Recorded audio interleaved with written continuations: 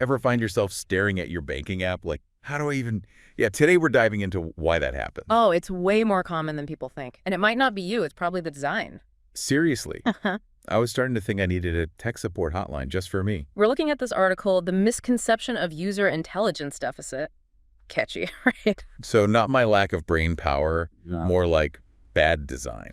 Exactly. Quote, "The issue is not the customer's inability to understand digital solutions, but the designer's failure to create an intuitive and user-centered experience." Okay, so user-centered design is the magic phrase. What's that even mean in the real world? Like for my banking app? It's about building the app around how people actually think and use it, not just making it look pretty. Think effortless banking versus did I accidentally enroll in advanced calculus? So more about function than fashion. 100%. Which is where a lot of banks, they kind of miss the mark. This article breaks down why that is. Hit me with it. Why are banking apps so often frustrating? Big one. Many banks, they don't have dedicated UX, user experience, experts on staff. And that's a whole skill set, understanding how our brains work with tech. So even if I'm good at online banking, doesn't mean I could design the app well. Right. Plus, there's often this disconnect between the folks you talk to at the bank and the tech team making the app. Oh, so the teller hears my complaints, but the designers are off in their own world.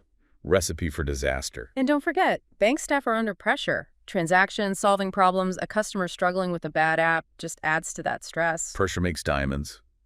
But it can also make a tech meltdown more likely. And all that leads to designers having blind spots. Imagine you're so used to how banking works, the app seems simple. But to a newcomer, it's foreign territory, the curse of knowledge. Ugh, the curse of knowledge. Assuming everyone knows what I know, we've all been there. Right. We struggle to see it from the newbie perspective. That's why this user-centered design, it's crucial for good UX. We got to design for the user, not just for what makes sense to the banking insiders. So how do we break this curse? Give me the good news. This article has solutions, right? Oh, yeah. It lays out 10 UX design solutions, and it all comes back to empathy, really getting the user. Empathy for my banking app woes.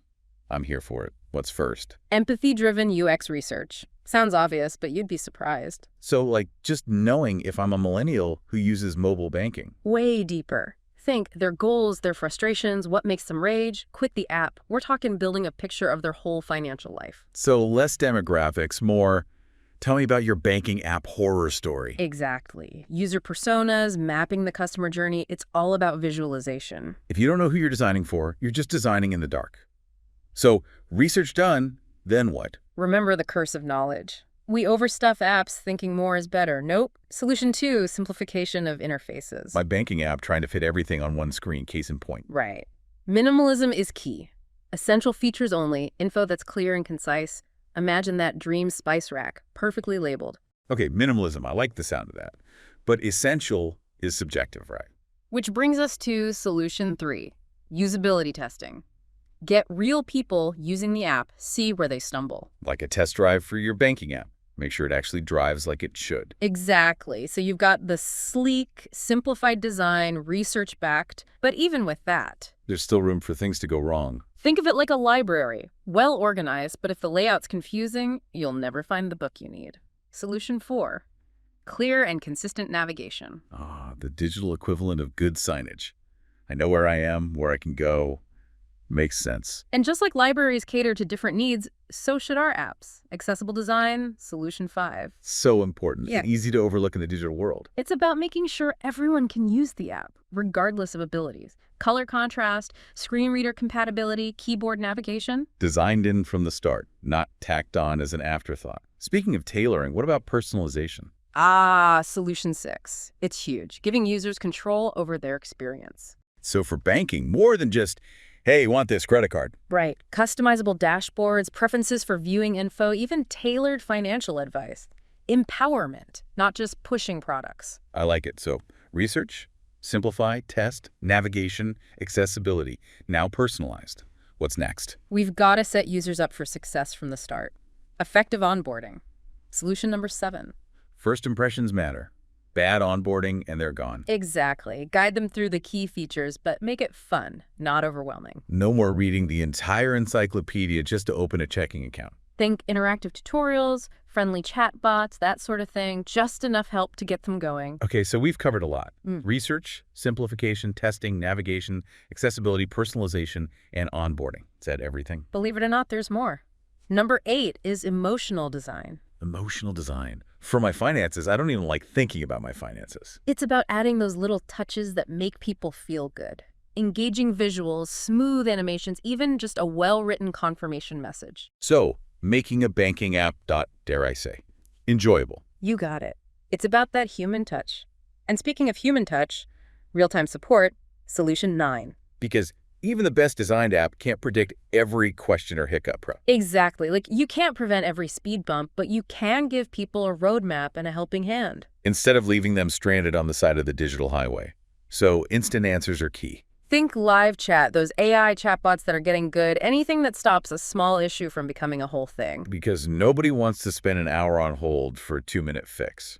Okay, what's the 10th and final UX commandment? Continuous improvement. This isn't something you fix once and call it a day. Always be optimizing, even when it seems good already. The digital world never stands still. Gather feedback, watch how people use the app, make tweaks. It's ongoing. So we've covered a ton. Research, making it simple, testing it out, navigation, accessibility, the personal touch, that first-time user experience, emotional design, having someone to call for help, and always leveling up. My brain is officially full.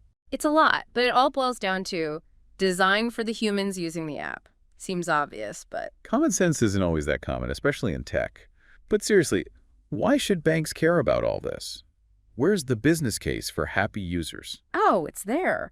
This article highlights how good UX isn't just good design, it's good business. Music to my ears.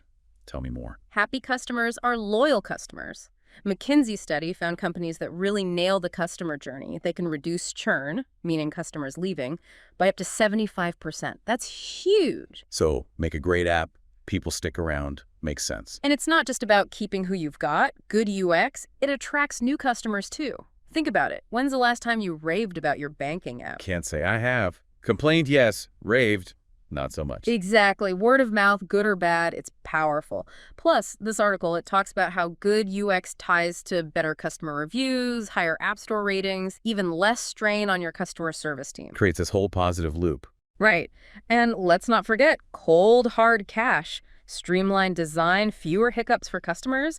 That saves banks money in the long run. It's like form and function working together. And one more thing. Good UX even links to people feeling more secure about their finances. Wait, really? How does that work? Clear communication, knowing what's happening, it creates control. And when you feel in control, you feel safer. Instead of confused, panicky, wondering if you clicked the right button. Precisely. That's the power of good UX. It turns a stressful thing like banking into something almost pleasant. Almost revolutionary. So, to wrap this up, seems like no matter what industry, if you're designing anything digital, user experience is king. Couldn't have said it better myself. Put the user first, everyone wins. And on that note, we'll leave you with a little homework. Think of the app you use most, any app. What drives you crazy about it? Now ask yourself, could good UX design fix that? Something to ponder. Until next time.